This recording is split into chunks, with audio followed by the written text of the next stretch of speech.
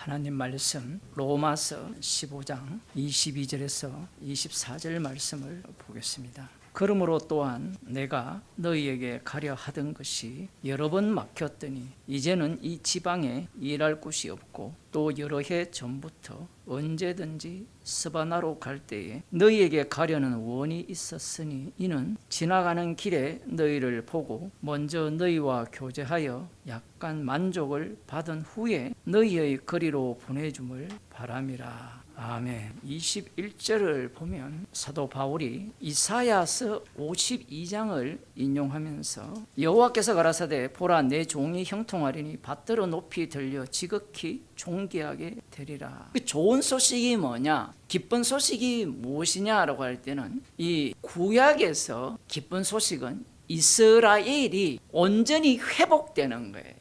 에덴 동산처럼 이 이스라엘이 범죄함으로 말미암아 포로로 잡혀가고 돌아오게 되면 그러한 영광스러운 모습을 이스라엘이 나타낼 것이라는 겁니다. 율법에 대한 이해가 주님을 만나기 전에 율법이 죄를 깨닫게 했다라는 의미와 주님을 만난 이후의 율법이 죄를 깨닫게 했다는 의미가 달라요. 그런데 우리가 교회를 오래 다니면서 예수님을 믿으면서도 율법을 어떻게 생각해요? 두 가지로 안 나누잖아요. 목사들을 보면 성경을 읽을 때 평면도로 읽어요. 성경은 입체적인데 그 입체라는 것이 무한대예요. 왜냐하면 하나님이 무한대이기 때문에. 그런데 인간들이 그 하나님께서 말씀하시고자 하는 그 말씀의 취지를 자기 입장에서 그냥 해석해버려요. 십자가라는 것은 굉장히 단순하잖아요. 마귀는 천의 얼굴인데 진짜 예수님은 십자가 얼굴만 나타낸다라고 이야기했습니다. 인구가 72억이면 72억 개의 얼굴을 갖고 있는 게 마귀예요. 왜? 마귀는 사람을 기쁘게 하기 때문에. 그런데 예수님은 72억 명에 어떻게 나타나느냐 하면 십자가 지신 모습으로 나타나요. 십자가라는 자체는 우리를 위로하는 게 아니에요. 뭐가 위로입니까? 뭐가? 예수님께서 우리를 위로한 적이 없어요. 고생 끝에 낙이 오잖아요. 고생 끝에. 그게 지금 이 하나님의 언약입니다. 제가 방금 말한 언약은 성경대로 말씀하시는 언약이에요. 그런데 예수님이 오셨어요. 너희 아비는 마귀라고 해버립니다. 이게 무슨 위로예요? 성령 받은 사람은 위로가 되거든요. 사람들은 교회를 올 때 위로를 받으려고 오거든요. 성경은 우리의 궁금증을 해결해 주지 않습니다. 진짜 하나님의 아들이 오셨는데 십자가에 달린 예수님을 보고 사람들이 어떻게 합니까? 조롱하잖아요. 이 생각을 해야 돼요. 말씀대로 해석하는 것이 예수님을 죽입니다. 인간들이 신학을 할 때요, 이 변정법적으로 신학을 해요. 정반 합식으로 신학을 해요. 형식적으로 보면 반이라는 것 같은데 예수님의 논리는 반이 아니라 너희들이 다 엉터리라는 거예요. 그 반율법자들이 생기면 십자가를 전하면 되는데 이들을 반율법에서 말씀대로 살아가는 방종하지 않는 삶을 가르쳐야 된다고 생각해요. 그러려면 뭘 이야기해야 되죠? 법을 이야기를 해야 돼요. 자 보세요. 반율법주의자에게 십자가를 이야기하면 나 그거 알아 이 얘기합니다. 왜냐하면 그들은 반율법자들은 십자가를 믿어요. 그 완료성을 믿는다고요. 다 이뤘다는 걸. 그래서 십자가를 전해서 지옥을 보내야 되는데 지옥 갈 자를 이 사람들은 말씀대로 가르치자라는 겁니다. 이 세대를 본받지 말라 이렇게 이야기하면 예수님을 기준으로 예수님이 이 세대를 어떻게 본받지 않았느냐를 이야기를 해야 되고 성경에 나오는 술 취하지 말라 이 말씀도 그죠? 구약에 나오는 율법을 해석하는 바리새인과 다르게 해석을 해야 되잖아요. 율법에 우상숭배하지 말라. 우상숭배 안 한 자들이 예수님을 죽였죠. 그러면 술 취하지 말라. 술 취하지 말라 왜 합니까? 그 말씀 자체가 복음이잖아요. 이게 어려운 거예요. 술 취하지 말라라고 얘기할 때는 사람들이 법으로 듣습니까? 복음으로 듣습니까? 복음으로 들리면 술 취한 자는 하나님 나라를 유업으로 못 받습니다가 나와요. 사람들은 술 취하지 말라가 복음으로 들리면 술 취해도 된다라고 해석을 하는 거예요. 유대인들의 해석법이에요. 무슨 중심이냐면 나 중심이에요. 나에서 못 벗어나요. 사도 바울이 로마서에서 인용을 할 때 유대인들의 해석법을 부정할까요? 안 그러면 인정할까요? 부정하죠. 부정하는 내용을 담고 있어야 돼요. 부정하는 내용을. 그런데 곧장 끌고 와버리면 말씀의 성취다. 이래 가버려요. 논리가. 그러면 십자가가 안 나옵니다. 그러면 여기에서 이스라엘과 이방인이 갈라지잖아요. 나누어지니까 로마서 15장에 나오는 21절에 대한 이러한 해석들이 결국은 사도 바울은 이 말씀은 이방인을 겨냥하여 하는 말씀이라고 해석을 해버려요. 그 참된 의미가 뭐예요? 다 죄잖아요. 11장으로 가면 모든 사람을 불순종 가운데 가둬버렸잖아요. 거기에서는 유대인 이방인이 차이가 뭐가 납니까? 죄의 깊이뿐이에요. 성령을 받았기 때문에 상대가 인간 로마에 있는 성도들 지금 수준이 어떻습니까? 우리보다 다 높죠. 예수님이 뭐라 했습니까? 그들을 악하다고 한 말씀이 돼요. 여러분 산상설교 5장에서 7장을 읽어보면 마태복음 예수님의 그 말씀의 취지는 너희 악하다는 거예요. 너희 아비는 마귀라고 지금 산상설교에서 말씀을 하시고 계시는데 사람들은 거기에 덤벼들려고 하죠. 지금 사도 바울이 잘 보세요. 그러므로 내가 이게 접속사가 있거든요. 또한 내가 너희에게 가려고 하던 것이 여러 번 막혔으니 이것과 내가 남의 터 위에 건축하지 않겠다라는 것과 연결을 지어야 돼요.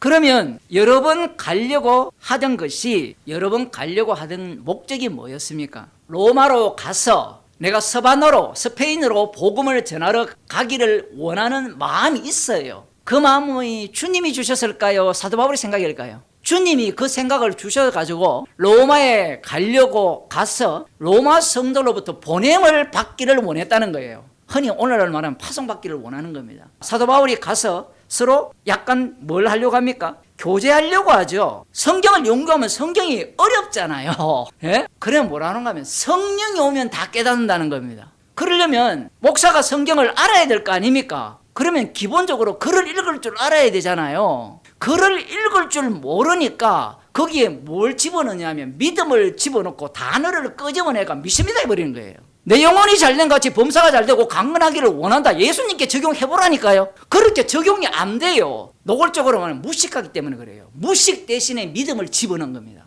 그러면 목사님은 논리적이어야 됩니까? 논리적이어야 돼요. 왜? 바리새인들이 논리였거든요. 사도 바울도 지금 로마서를 논리를 갖고 옵니다. 어떤 논리? 인간이 이해할 수 있는 논리를 갖고 와서 이 논리로는 불가능한 믿음을 이야기를 하는 거예요. 로마서를 쓰고 있다는 것은 복음을 전하고 있는 겁니다. 사도 바울이 지금 하는 이야기가 뭐냐면 막혔는데 못 갔다. 못 갔을 때는 너희들은 지금 너희들에게 내가 복음을 전할 이유가 없고 단지 너희들에게 가서 서로 교제하다가 잠시 서로 위로를 받고 그 이후에 내가 스페인으로 갈 때 너희들이 나를 보내주기를 원한다. 이런 상황이었다는 거예요. 그런데 지금은 어떤 상황입니까? 그게 아니라는 거예요. 지금 예수님 당시에 유대인들이 사도 바울이 예수님을 믿기 전에 어떻게 했습니까? 그러면 이 말씀을 믿으면서 이 말씀이 이루어지면 하나님께 영광이 된다라고 생각을 하는 겁니다. 하나님께서 이스라엘을 왜 만드셨습니까? 하나님의 영광을 위하여 창조했습니다. 그런 이야기를 들어보셨잖아요. 들어보면 맞는 말 같잖아요. 맞는 말 맞을까요? 신약 성경에도 나오거든요. 우리가 하나님께 영광을 돌려라. 하나님께 영광을 돌리라는 신약의 말씀이 구약의 영광을 위하여 지었다는 말씀과 일치하느냐를 따져야 돼요. 아이 뭐 그래 따집니까? 복잡하게 영광 돌리면 되지. 그게 뭐냐? 내가 신이라는 거예요. 그러니까 교인들이 성경 해석은 목사 당신이라 하시고 나에게 뭘 알려달라? 정답만 알려달라. 그러면 내가 하겠다는 거예요. 제일 쉬운 게 뭐예요? 11조. 또 쉬운 게 새벽기도. 그런데 인간이라는 것이 정답을 알면 설교를 안 따라가요. 오늘 또 그 얘기하겠지. 근데 막상 얘기해보라고 하면 딴소리 하거든요. 하나님의 영광을 위하여 창조한 이스라엘입니다. 사도 바울이 예수님을 믿기 전에 예수 믿는 자를 핍박을 했죠. 왜 핍박을 했습니까? 하나님의 영광을 위해서입니다. 이스라엘을 창조한 목적이 하나님의 영광을 위해서죠. 그러면 그 이스라엘을 하나님이 어떻게 해야 돼요? 하나님의 영광을 위하여 창조했기 때문에 진멸해버립니다. 우리들은 어떤 생각을 갖고 있는가 하면 하나님의 영광을 위해 창조했기 때문에 나는 영원히 있어야 된다라고 생각하는 거예요. 그게 우리들의 생각입니다. 그런데 주님의 십자가의 피로 만든 천국에는 내가 들어갈 자리가 없어요. 너희가 성경에서 영생을 얻는 줄 생각하고 성경을 상고하니와 이 성경이 곧 내게 대하여 증거하는 것이로다. 그러나 너희가 영생을 얻기 위하여 내게 오기를 원하지 아니하도다. 나는 사람에게 영광을 취하지 아니하노라. 지금 이 말씀을 왜 했느냐 하면 성경은 예수님에 대해서 증거한다 했잖아요. 그런데 유대인들은 성경을 누구에 대해서 전가하는 거예요? 여호와 하나님이잖아요. 여호와 이름을 위하여 이스라엘을 지었다 했잖아요. 그 성경을 이스라엘 자손들이 연구를 해보니까 영생을 얻을 수 있는 비법이 들어있잖아요. 지키면 복을 받고 안 지키면 저주를 받는다 했잖아요. 그 상태에서 성경을 읽는다면 여러분이 성경을 어떻게 읽겠느냐라는 겁니다. 말씀대로 살아야 될 거 아닙니까? 살면 무엇이 주어집니까? 영생이 주어지는 거예요. 살면. 그건 누구의 약속이죠? 여호와 하나님의 약속입니다. 사람들은 성경 해석 잘못했다라고 이야기를 하는데 바리새인과 서기관들이 잘못한 게 아니고 잘했어요. 예수 믿으면 구원받는다 했잖아요. 맞죠? 그건 제대로 된 해석 맞잖아요. 그런데 예수 믿으면 구원받는데, 그 말씀은 맞는데 예수 믿으면 지옥 가요. 왜 지옥 갑니까? 십자가의 피가 구원하지 네 믿음이 구원합니까? 말귀를 못 알아들어요 지금. 그러니까 지금 그런 해석법들이 다 유대교적 해석법이에요. 성령을 못 받은 겁니다. 여기서도 또 한 가지 더 생각해야 되는 게, 여호와 하나님은 이스라엘을 통해서 영광을 취한다 했죠. 맞죠? 근데 예수님은 사람에게서 영광을 취하지 않는다는 거예요. 그러면 구약에 나오는 이사야 43장에 나오는 내 영광을 위하여 지었다라는 말씀이 취소되는 겁니까? 취소가 되는 것이 아니라 그 말씀을 믿고 있는 자들에 의해서 예수님이 죽임을 당합니다. 죽임을 당함으로 말미암아 예수님이 창조한 이스라엘이 돼요. 참 이스라엘이 되는 겁니다. 이 세상에 하나님께 영광을 돌릴 사람은 있습니까 없습니까? 없다라는 거예요. 없습니다. 빌립보서에도 고린도전서에도 하나님께 영광을 돌리라, 영광을 돌리게 하셨느니라, 이런 말씀이 나오니까 이런 말씀을 그냥 구약에 나오는 하나님의 영광을 위하여 창조했다라는 그 말씀과 똑같이 읽어버리는 겁니다. 구약 자체는 그리스도의 영이 작동하지 않았어요 본래는. 그런데 예수님이 오심으로 말미암아 구약 자체가 예수님의 해석법으로 다 바뀌어버립니다. 말씀대로 안 믿으면 어떻게 되었어요? 이스라엘 백성들이 순종하지 않았으니까 심판을 받았잖아요. 그런데 예수님은 나는 사람에게 영광을 취하지 않는다라고 해버립니다. 그러면서 다만 하나님을 사랑하는 것이 너희 속에 없음을 알아노라. 지금 안식일 문제 때문에 시비를 걸고 들어온 거거든요. 나는 사람에게서 영광을 취하지 않는다 했잖아요. 그럼 하나님을 사랑하는 것이 너에게 없다라고 하면, 이들은 우리는 하나님을 사랑한다 하잖아요. 사랑하면서 안식일을 지킨 거잖아요. 소득의 11조를 하잖아요. 근데 예수님은 뭐라고 하시는가 하면, 나는 내 아버지의 이름으로 왔으면 너희가 영접치 아니한다라는 거예요. 만일 다른 사람이 자기 이름으로 오면 영접하리라. 자, 이건 굉장히 중요해요. 왜 영접치 않았습니까? 성령 못 받아서 영접치 않았다는 거고, 그들에게는 무엇이 있어요? 말씀이 있어요. 말씀이 있으니까 말씀을 갖고 저 사람이 만일에 아버지의 이름으로 왔다면 안식일을 지킬까요? 안 지킬까요? 지키죠 당연히. 그런데 예수님은 안식일을 안 지킵니다. 안 지켜요. 그런데 예수님은 내 아버지의 이름으로 왔다라고 해버려요. 이 말이 참 쉽지 않아요. 왜냐하면 예수님의 말씀을 듣는 자들도 여호와 하나님을 누구의 아버지? 내 아버지라고 할 거 아닙니까? 나의 아버지. 맞죠? 나는 내 아버지의 이름으로 왔음에 너희가 영접치 아니했다라고 하는 순간 너희들의 아버지는 뭐다? 가짜다는 거예요. 다른 사람이 자기 이름으로 온다 했을 때 이 자기 이름으로 온 자들이 뭘 이야기하겠어요? 바리새인과 서기관 있잖아요. 말씀대로 살아라는 이야기입니다. 지금 예수님은 어디까지 지금 꿰뚫고 보시느냐 하면, 저들이 여호와의 이름으로 왔어요. 여호와의 이름으로 와서 율법을 지키라고 하는 겁니다. 마귀에게 속한 자는 자기의 정체를 몰라요. 성령 받은 사람은 이 두 가지를 다 아는 거예요. 그런데 유일하신 아버지께로 오는 영광은 십자가잖아요. 예수님은 저주 속으로 들어가잖아요. 누가 그 저주 속으로 들어가기를 원합니까?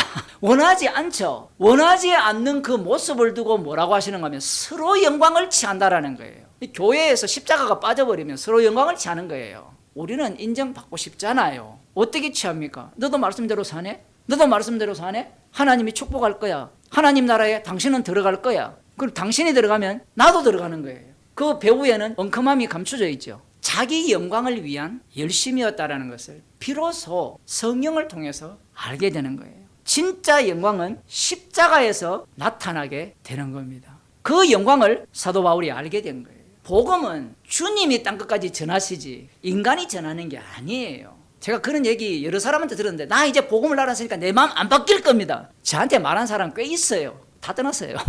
목사님한테 복음을 들었기 때문에 저 안 떠나겠습니다 이야기하는데, 제가 속으로 거짓말 하지 마세요. 왜냐하면 복음이라는 자체는 복음이 수레를 움직이지 내가 주인공이 되어서 움직일 수 없어요. 제가 그 사람을 안 믿어서 그런 게 아니라 복음 자체가 그렇게 쓰는 겁니다. 지금 로마서가 이론입니까 실제입니까? 실제죠. 왜 실제라고 제가 말씀드리냐면, 예수님의 십자가 사건을 글로 풀어낸 거잖아요. 예수님의 십자가 사건이 이론입니까 실제입니까? 실제예요. 그런데 이게 이론이 되기 시작하면 자기 영광을 받게 돼 있어요. 자기 자랑을 하게 돼 있고. 우리들도 똑같습니다. 우리들 모두가 어떤 상태란 말입니까? 죄인이라는 거예요. 날마다 이방인이 안 되면 복음이 안 들립니다. 히브리서 10장 24절을 보겠습니다. 서로 돌아보아 사랑과 선행을 격려하며 모이기를 패하는 어떤 사람들의 습관과 같이 하지 말고 오직 권하여 그날이 가까움을 볼수록 더욱 그리하자. 사랑과 선행을 격려한다. 사랑이 무엇이고 선행이 뭡니까? 무엇이 사랑입니까? 십자가가 사랑이죠. 그죠? 십자가가 사랑인데 이 십자가를 드러내기 위한 이 사랑을 드러내는 요소는 무한대죠. 사랑과 선행이 뭐가 선행이에요? 십자가가 선행이잖아요. 그러면 십자가를 전가하는 거 사랑이 선행이에요. 사실은 사도 바울이 자기가 가려고 했는데 못 간 이유가 뭐냐면 이 사랑 때문이에요. 주님이 로마에 있는 여러분들을 너무 사랑하기 때문에 가고 싶었는데 못 가게 하고, 그래서 편지를 써서 그 사랑을 지금 전하고 있는 겁니다. 기도하겠습니다. 하나님 아버지, 주님께서 십자가로 주신 그 사랑을 새롭게 체험케 하기 위하여서 그 복음을 들을 수 있는 형편과 상황을 만드셨음을 말씀을 통하여 보게 하심을 감사드립니다. 우리들을 긍휼히 여기사 우리가 처한 모든 환경이 주님의 사랑을 들을 귀해임을 알게 하여 주시고, 우리를 긍휼히 여기사 복음을 실어 나르는 수레로서 주님이 가라 하면 가고 오라 하면 오는 주님께 순종하는 주의 백성으로 살게 하여 주옵소서.